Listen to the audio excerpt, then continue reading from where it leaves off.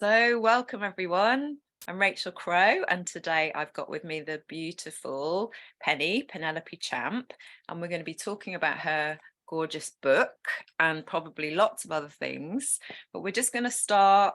We've both got our candles. We're going to light a candle and just take a moment to just let yourself just drop in and settle. Take a breath with us.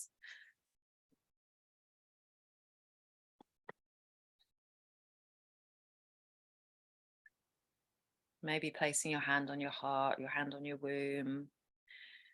Let's just breathe together for a moment, maybe taking 3 beautiful breaths.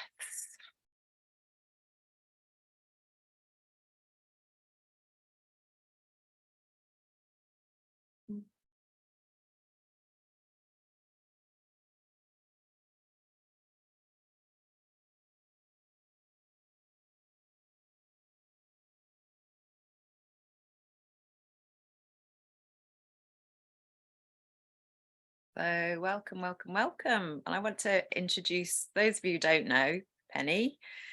So we only have connected in the last few years, and it was one of those beautiful connections where you're just like, oh, there's this woman who does women's circles and makes drums and is into Mary Magdalene and kind of like the esoteric Christianity as well as the shamanic stuff, all the stuff we had in common. It was just kind of like ping, ping, ping, ping.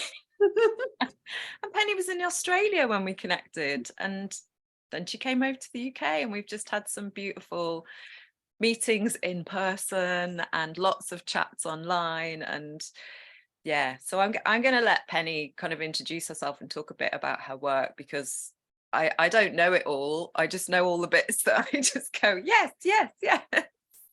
So welcome, Penny. Thank you. All about yourself. Thank you, Rachel, and thank you so much for inviting me to have this interview with you. It really means a lot, and I really appreciate it. And I can't think of a better person to be talking to, so thank you.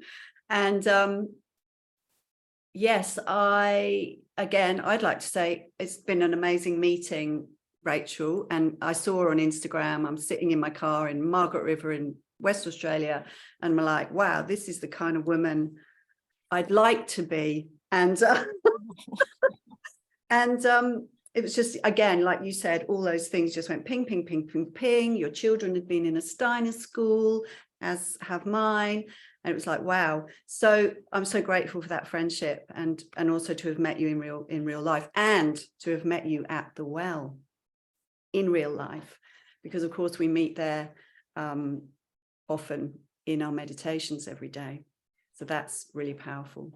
So yes, I am Penny, and I'm saying that because that's how I always love to get women to introduce themselves in circle.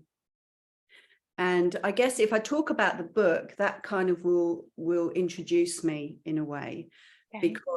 because the book is this lovely book with this beautiful cover by my husband, Anthony McLeod, but I will talk about him a little bit more later. It brings together 2 threads that are the most passionate threads, the foundation stones of my life and my daily practice, and the way I try my hardest to live my life.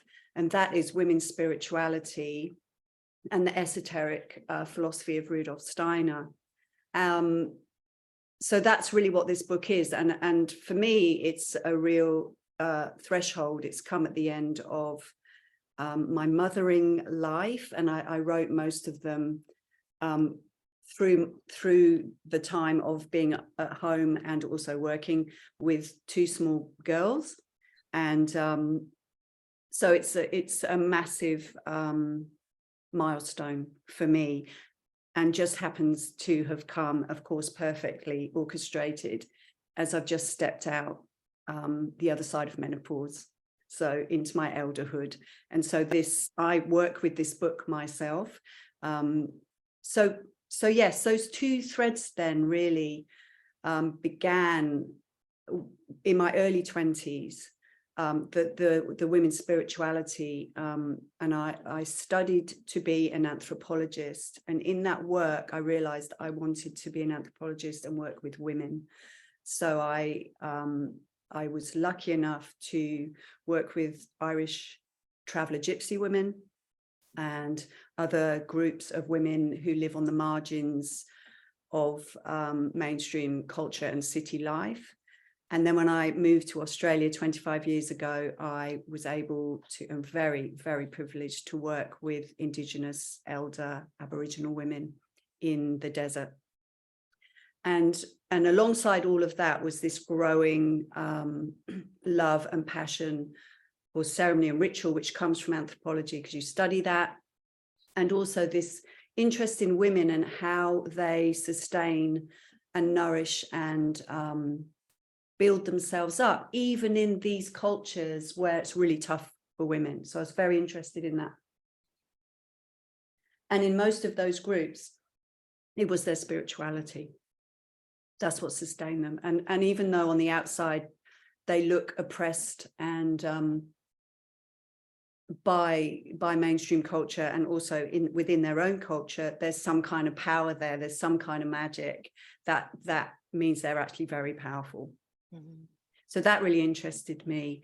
The ritual and ceremony then moved me more into women's spirituality in terms of circles and retreats, and studying to be a marriage celebrant and funeral celebrant, which then brings all those things again together, doing ceremony with women and doing helping people cross thresholds. So that's really all in here. Every verse is about all of those things. The women that I've worked with over, 30 years. What I really truly believe is that the most important sustaining medicine that we can have in life is our spirituality, but it's also the words we speak. Yeah. So the words we speak into the world have this huge impact on ourselves, because, affirmations are so powerful, but so are the words that, that we all have, the sabotage words. They're really impactful on other people, but they're also impactful on the spiritual world. And that's what really excites me as well. I think I've just gone off on a huge tangent, and I don't know if I've really introduced myself, but I will just say one more thing about introducing myself.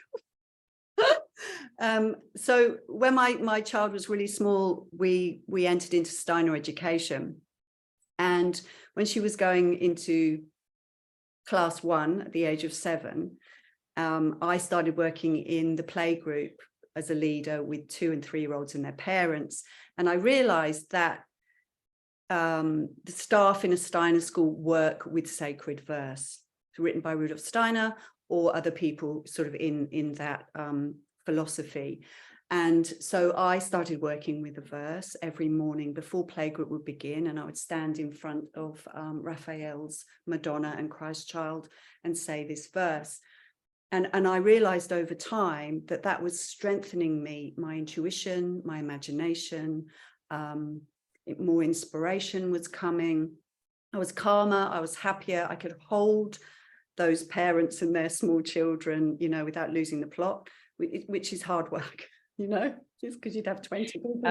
I've been in those groups. Yeah, exactly. So gorgeous. And then I realized that my daughter too was working with sacred verse in the classroom to help her learn, and they would get a birthday verse every year from their teacher. So the teacher would write 30 individual beautiful verses for the child every year of their education. And that child would learn it, and it would be medicine for them to build them in all the complexities of a human being, on the physical, the soul level, the heart level, and the spirit, to help them walk towards their divine purpose. So I was like, ooh, there's something really going on here. And I could see in my daughter how that was working. So I started writing verses about the work I was doing with women at that time, and a little bit about my daughter is in there as well. So how long ago was that, Penny? When did you start writing your own? Yeah, when my daughter was 7. So maybe she was 6. So, and she's 24 now. Okay, so you started a while ago. I did. And all along I wanted my husband Anthony to illustrate them with his art. He's been a Steiner teacher all of his life, really, and an artist too. And so as I wrote, I would find images that he'd already done to match the words. But it was slow going because I was a mother. I had a stepdaughter as well, and I was working. But then as I progressed, you know, through the years, and my daughters got more independent, I was able to write more. And then in this last year, I was like, right, I'm finishing it. It's got to be done. It was almost like I had to have it done before I came back to this country to live here for a short while. So I wrote about, 20 in 6 weeks or something. I was writing one every day. It was just like coming. I'd literally would say, okay, write me a verse, Great Spirit, and one would come. And Anthony would then, because he got really excited because he could see it was coming together, he started painting images for the book. So it's a mixture really of his work that was already done and has been done specifically for it. It's really beautiful. That's a real mix of like old and new, kind of like, you know, that like you're almost like a past life in one respect, isn't it? This kind of stuff from when your child is really young and you're in a totally different transition. Yeah. And it feels like this, it's divine timing, isn't it? It's absolutely trusting that something gets birthed into the world at the right time. Absolutely. And for me, hearing when you said, you know, it's like you've finished mothering, you've also come through menopause. I just got this real kind of like, this is when women step into their power. They're stepping into what their gift is in the world, and you're shining with it. And you know, when I bought this book and started reading these verses, I mean, I haven't even read them all because I'm really safe. I'm like, no, I'm going to do what Penny says and just read one a week, because I could have just flicked through the whole book and read them all. Well, there is another one coming. There's more. But I love that kind of just give yourself a week.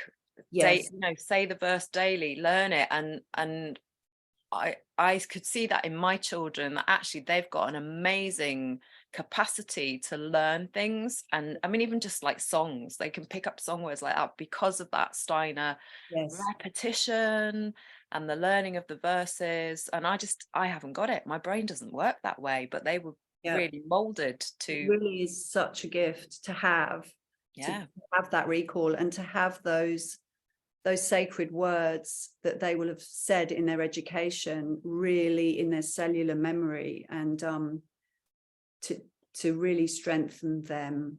It's homeopathic medicine, you know. Absolutely like drops. So when you work with that every day, each day the medicine's building. And what I have found over the years, because I've worked with verses for a long time, in fact I say 10 verses every day, but none of them are mine, but I don't, it's interesting. I find now when I'm in really deep turmoil or struggle, or in a nightmare, so I'm having a nightmare in my sleep, I can now pull up the Lord's Prayer in my sleep like that, and it's like I am protected. Or I can pull up another verse, and that's because I've done it, like it's just built and built and built over time. And I know in any instance in my life, in my day life, not my nighttime life, that something really is challenging me or attacking me, or I feel it's attacking me. They're like shields, you know. They're so powerful. The word is sacred. Yeah, absolutely. Yeah. And there's so many different, you know, you're kind of saying that, reminding me like mantras or, you know, sacred sounds. It's just another tool. Yes. You know, and I would just drop in for, you know, maybe any parents that are watching this that are kind of thinking, oh, I wish I'd sent my kids to Steiner School. I mean, I don't anymore. Mine are home educated, but actually sitting and reading verses with them, maybe before dinner or first thing in the morning. It's just a really beautiful practice that you can just drop into daily life with your children. Yes. And it's not, you know, I didn't go to a Steiner school myself as a child, although I really wish I had, but I've still done that kind of practice, so that I still have that skill. And I have to say, I also have, because I've done it for so long, I have really good recall. So you can learn it even when you're nearly 60. You can, There's good hope. for the brain. There's hope for us all. And I think that's what actually keeps the brain going, isn't it? Doing those kind of Yes, things. yes, Absolutely. Yeah. yeah, absolutely. So your book is called Meet Me at the Well. Yes. And you talk in the introduction about we all have this inner well, this, that's like our spiritual, maybe inspiration. I don't know. That's what I took it as, like my well of inspiration, my well of creativity. And then there's these, earth wells, which are, I would say, sacred places on the earth, whether they're an actual well in real life or Yeah. just these, where there's sacred stones or ancient trees. But where did Meet Me at the Well come from? I have always been fascinated, even as a child, by this idea that in more ancient times, women would meet at the well to collect water, life-giving water. Basically, everything depended on that. And it would be their social moment in the day to be with other women and just be women. They might have their children with them and their animals and things, but I was always absolutely inspired by that image. And then as I grew into a young adult, I realized there actually are really sacred wells around. As you say, there are, in lots of towns in the UK, and I'm sure across Europe, there are holy wells, and many have been forgotten now, sadly, but some are being renewed, but some are still really well tended. And I really like that idea as well of tending the holy waters, and the idea that all of these wells and springs are connected to bodies of water, the rivers, the streams, and then the ocean. So it's like the Great Mother, her life-giving, beautiful waters, all connected. So when you're at the well in reality, or at a spring, or you're in your meditation, you are connected to the whole planet. And so your healing is carried in that water, and your words are carried, and your intentions are carried. And that's so very powerful. And I am completely obsessed with the Isle of Avalon and, Glastonbury town, where there is the most powerful well, the Chalice Well, which is infused with many, many traditions and legends and myths. It's just the most glorious place. And in my 25 years in Australia, one of the things I missed most about this land was Glastonbury, the Isle of Avalon, and that well. So I started in my meditation visiting that well every day. And so that's really where that name comes from, because I was like, well, I'm meeting all these people at the well every day, these in the last few years, and other people that need, that are in need of some kind of nourishment or healing, or just to be held in that space. So, and it wasn't even really conscious. It just came to me one day, really, just said, well, your book is Meet Me at the Well, meet me at the well, speak sacred words. And as you say, we are this wellspring of incredible talents as a human being. We're the only animal, for want of a better word. I wouldn't really say we're animals, but we're the only being on this planet, apart from spiritual beings, that have imagination, that have intuition, that can muster their forces, their will forces, to bring that inspiration and imagination into the world. And so we're these incredible beings, and there's much more to us even than that. And so that's our wellspring. It's our birthright. It's our spiritual birthright. We come when we're born, taking in breath, and our spirits, our souls, our physical being are kindled, and then we're ready to go with all these gifts, this inner well. And then there's these beautiful real wells in the world, and they need tending, as do we, our inner well. And words are one way, there are many ways of, self-blessing, self-affirmation, strengthening, nourishing, medicine. Yeah, that's a long answer. It's beautiful. So one of the the first connection Penny and I had really was when I was going through my cancer upgrade, and she Yeah. was just like, I'm going to bring you to the well for healing every day. And I already had my kind of practices and a deep connection with Glastonbury. I mean, it's just, the first time I ever went to Glastonbury, I took my eldest children. My daughter was like 3, and we were stood on top of the tor. It was blowing a gale, even though it was summer. And she said, Mum, we should have put our hats and scarves on. Did you not remember? Nana always says it's windy at the top of the tor. Now, my mum has never been to Glastonbury, and I'd never been to Glastonbury. And certainly my 3-year-old had never been to Glastonbury. He Wow. was very connected in. And often in my meditations, I would see the tor, I would see the well. Whenever I stayed there, I'd really feel my dad around after he passed. I was connecting in with women who were also having these kind of like, yeah, when I do like an ancestral thing, somehow the Glastonbury comes up. And there's so many layers to that. It's kind of like, There are. Penny and I've connected a lot with the Mary Magdalene and the Yeshua story, and there's, the Arthurian, it's all weaved into with Glastonbury. Yes. Yeah, I mean, who knows, but it's energetically for me, it's a very special place. So Yes.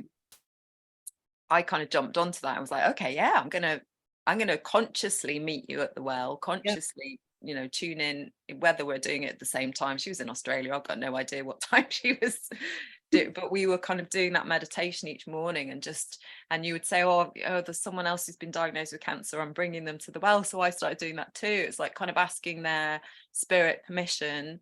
If they want to come, they'll be there. If they don't want to come, they won't. Yeah. And then start going, wow, it's getting really crowded. Not Really just with crowded.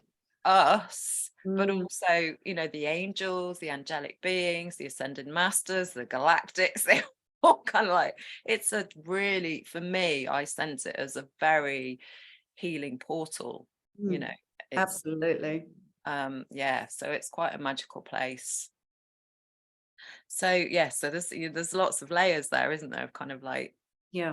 the places that are in real life and the places that we go to in our imaginations, and Yes. what we pull in, and who knows if any of it's real, but doesn't matter, because like you say, it's what gives us the joy and the just the gumption to get through life, Yes. actually, Yeah. because I remember people saying to me when I was going through the cancer stuff, and I was saying, the kind of voices that were telling me what I needed to do, and they're just like looking at me like I'm totally deluded. And it doesn't matter. It's whatever gets you through. And if I believe that Yeshua is telling me that I need to take the chemo, even though it kind of goes against everything, I'm going to trust that, and I'm going to trust it's going to work, and I'm going to take it as medicine. And that's what this is. It's just another form of medicine, isn't it? It's like, Yeah, that's right. And there's many forms of medicine. So like for you, the chemo was medicine because it was gifted to you by your intuition or from Yeshua, and it worked. yeah, yeah, Yeah. absolutely. I'm still here. So Yeah. yeah, and I love what you were saying about the words being magic, because I've been taking a deep dive recently into working with Veda Austin, who does all the stuff with water crystals. She's kind of taken, Mm. Emoto's work a bit further, and what we speak into the water, what it reflects back to us when you freeze it, and that, so it is that, it's energy, it's homeopathy. We have to remember that we are made of water. Yeah, water is life. And when you were saying about the women meeting at the well, and I just get this deep sense of grief of like, I kind of wish we still had to do that, although it must have been really hard work carrying the water back, the amount of, Water in their heads. yeah, I mean, knowing like friends of mine who have been involved with, cultures like, in Zimbabwe and places where the women still have to do that, and actually how carefully they ration the water. And, for women who have to wash their pads and all, it's like where the water gets prioritized, and for the people who get prioritized to get the water, it's really big. But how, yeah, if you look at Veda's work, the water's just speaking to us all the time, and those words that we speak to ourselves and how they resonate in our bodies, and the importance of putting beauty in. So that's what I think with these verses, we're putting the beauty of these words into ourselves. And I have to do mine first thing in the morning, because it's like set me up for the day. Can I read a verse? Can I? Yes, I would love you to. So I'd really like to read the verse that I'm on this week, and that I'll show everyone the beautiful artwork by Anthony. Mm. And sometimes I just sit and gaze at the art, and it may be different from the words that you've written, but it's just kind of like, what is that saying to me today? And that one, it's just like, just chill out and have a cup of tea, Rachel. Take things slowly. Yes. On that note, I shall. So this one is called Awaiting Your Breath. Lovely. With a song for the well and a ribbon of prayer, I come into the center of your peace. In my hands a star is cradled. I lay it gently at your door. It glistens with tender dreams, golden, humble, fragile, emboldened, awaiting a breath of hope. I'm just going to let that really sink in. And the difference for me between sitting and reading a verse and saying it out loud is huge. Yes. You know, that's what I've started, because at first I was just reading them to myself, but now I'm actually saying them out loud. And I actually imagine that I'm at the well and I'm speaking them to everyone who's gathered there, because it's medicine for everyone. It's creating a ripple effect, isn't it? And even then, just as I spoke that, I was like, oh, I'm getting a completely different message coming in about what this is about. Yeah, me too. I mean, I do know what it's about, but I also, we're working right now on making an oracle set of this, which means then there's got to be meaning for each verse. And it's actually really quite challenging, because every time I read it, there's a different meaning. And I didn't intend that. And when I heard you read that, it really is like, did I write that? And I'm like, no, someone else wrote that just through me. I'm just a vessel. Yeah. It's just that simple. Yeah. So I'm very lucky in that. Yeah, you read it really beautifully. Thank you. And I know we both have a real love of using oracle cards as well. And we were both saying last time we met that we've got to a point where we don't actually look at the books anymore. We just gaze at the picture and kind of just like, what? So there's that too, isn't it? Though it's lovely to have a book and kind of go, oh, I don't know, what does that mean? I really need a bit extra today. Yes. It's also nice to kind of maybe put it down and get a completely different meaning from that image. And the image itself is medicine just on its own. And like, as you say, when we look at an oracle card, sometimes that's just enough. The image is enough to carry you through the day. And Anthony's artwork is very much about soul medicine and soul pictures, really. And it's different for everyone. I mean, he paints them with a soul picture in mind, but for everyone who sees it, it has a different meaning and at different times. So yeah, the visual is so powerful and is a sacred experience in itself, as is speaking the words and listening, hearing the words, you know, because as you say, it's nourishing many levels when you speak it out loud, and it can be embarrassing to speak things out loud to yourself or even to anyone else, but with practice you start to realize how powerful that is. Yeah, so I can feel an Audible book coming on. Penny reads her verses. Or maybe inviting different women to read. Yes. Oh, that's a good idea. And of course, we're going to have a retreat at some time, aren't we? Yes. Yeah, we keep talking about this. Penny's back to Australia, but once she's back in the UK again, we are going to weave something really beautiful. So watch this space. Sign up to both our websites. Absolutely. We will keep you informed. Yes. I don't know if there was anything else I was going to ask you about. It was so. I mean, obviously, you've talked about the Steiner influence, and I love the fact that you say, you know, sit with a verse for a week. And I actually get quite excited because Thursday is my day when I started reading, and so Thursday is my day when I read it. And I then, what I was doing at first was just randomly closing my eyes and picking one, but then I was getting the same one. So, oh, I've done that one already. So I was like, oh, no, just work through from the beginning. But was that always your intention to have 52? So there was one for every week, or Yeah, it was so, always an intention for one for every week. I didn't know how that would look in terms of not the structure of the book, but the format, I guess, of the book, whether it would be a workbook of some kind or like a diary, or it was really in the last few months before it was complete that I well, with the help of my incredible editor, Karen Peridon, and Anthony as well, that we put it together like this. I always visualized it this size and this shape. I always visualized it blue and with white font.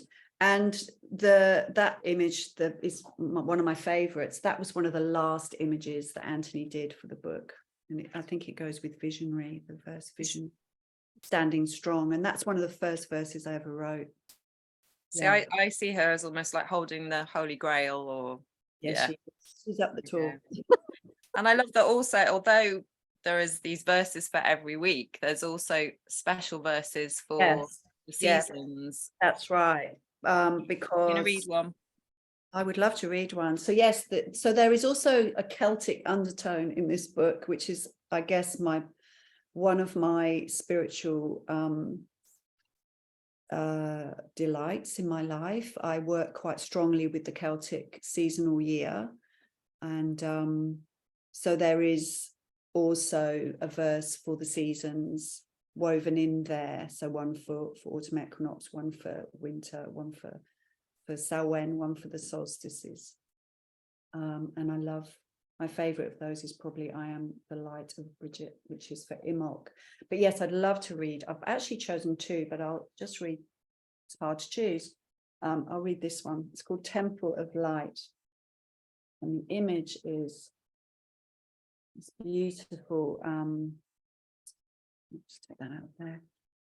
Beautiful person standing at a doorway, holding some light, about to cross the threshold into some new, beautiful initiation experience. The Temple of Light. I raise my soul to the Temple of Light, light that is the dance of my life. The mother's oneness sustaining all carries me, even when I no longer remember. The trees still murmur their prayers for my journey. The peaks of mountainous land continue to sing their litany of strength, guiding my steps. Sister Stream sings her messages from world waters as the pearls of her wisdom call to the shores of my soul. In a heartbeat or just one breath, I can feel her, hear her, and meet her. For each and every day, the soothing echo of her pure voice constantly calls me home.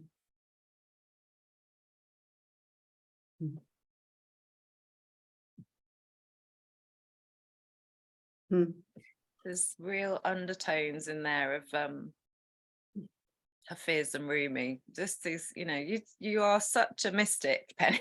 I do love Rumi. Yes. Really beautiful. Really. I do love Rumi, actually. I think I've acknowledged Rumi somewhere in the book. And yeah, I think you did. I love the fact that you've got like Steiner and Rumi, and then you've got, they're all amazing people, but people who are alive now as well. And, Carolyn Hillier, Caitlin Matthews, Glennie Kindred, these beautiful, Edward Bach. Did he write? I know Bach Flower Remedies. Did he write verses? I love him. And he lives he doesn't live anymore. I'm sure he's around. He lives literally down the road from my hometown. So as a child, he really inspired me. Yeah. And I guess it's about that kind of essence of medicine. Yeah. And that's it's frequency, it's healing with frequency, isn't it? Which is where I really think we're moving into. And it's kind of like, although I had to go through that initiation of taking toxic medicine and transmuting it, my absolute core belief is that this stuff, nature, flower essences, homeopathy, singing bowls, drums, all of it, whatever resonates with you is what's going to heal you, or what's going to support your healing. You know, that's what our cells are just singing out for, that literally that frequency. Yeah, that medicine. it's the future. Yeah.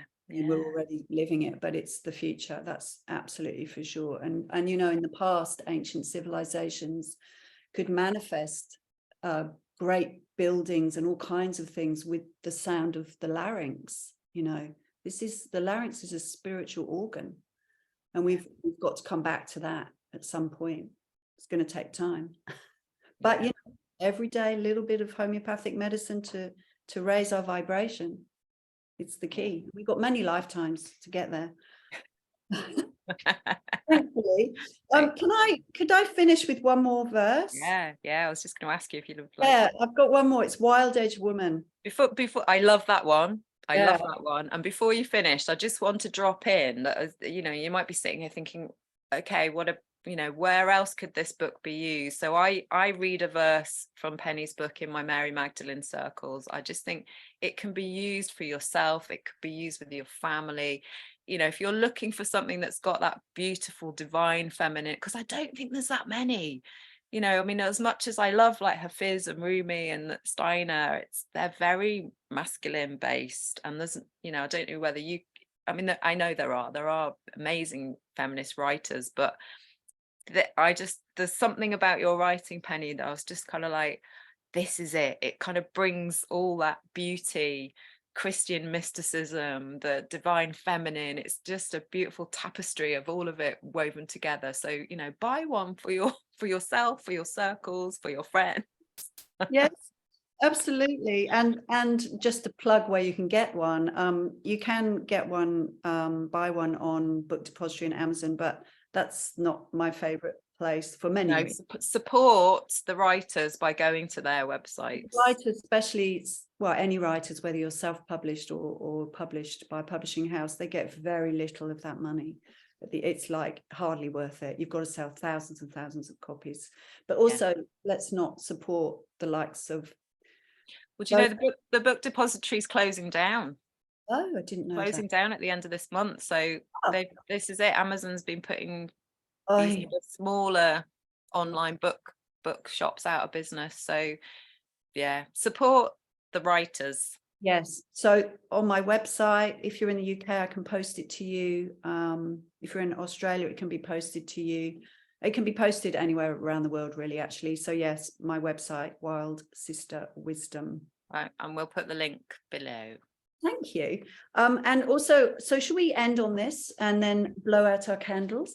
But before I do, I just want to say again, a big thank you to you for doing this and bringing us together in this way. It's so gorgeous. And I feel like we should have chats like this more often.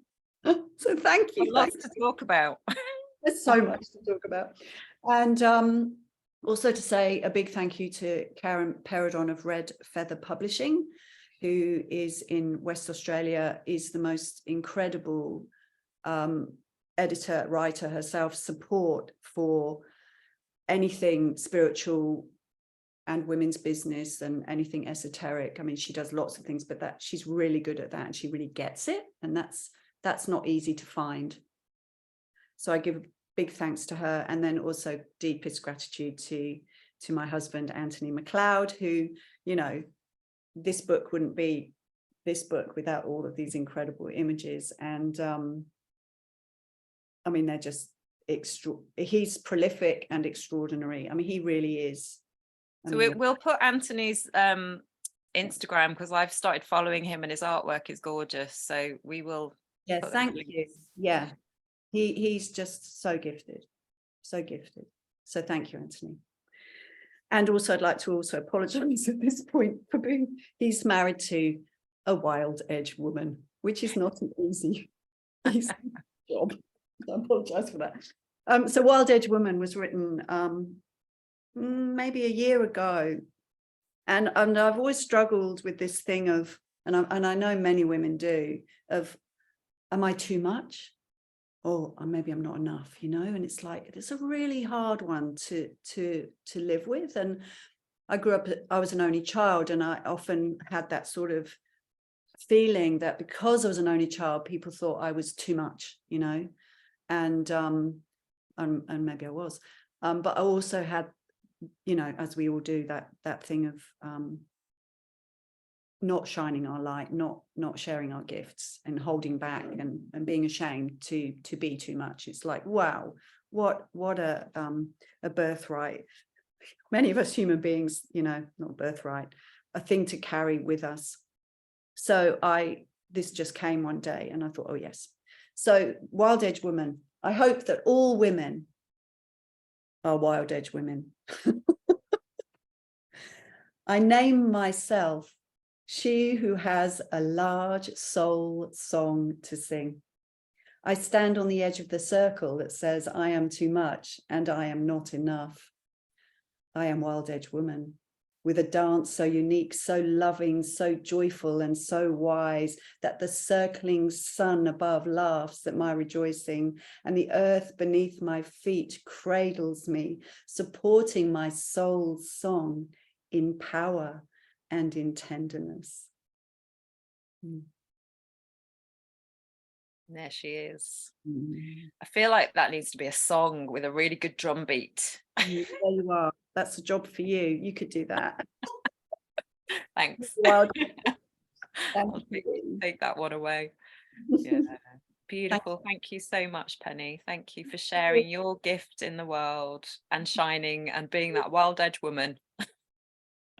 Just be a wild edge woman. Don't care what other people say. Just sing your song. That's the message of Meet Me at the Well. Yeah. Walk to the beat of your own drum. That's right. Just do it. You know, it's never too late. No. On that note, thank you, everyone. Thank you, Penny. Lots of love. Blessings, lots of love. Make a wish.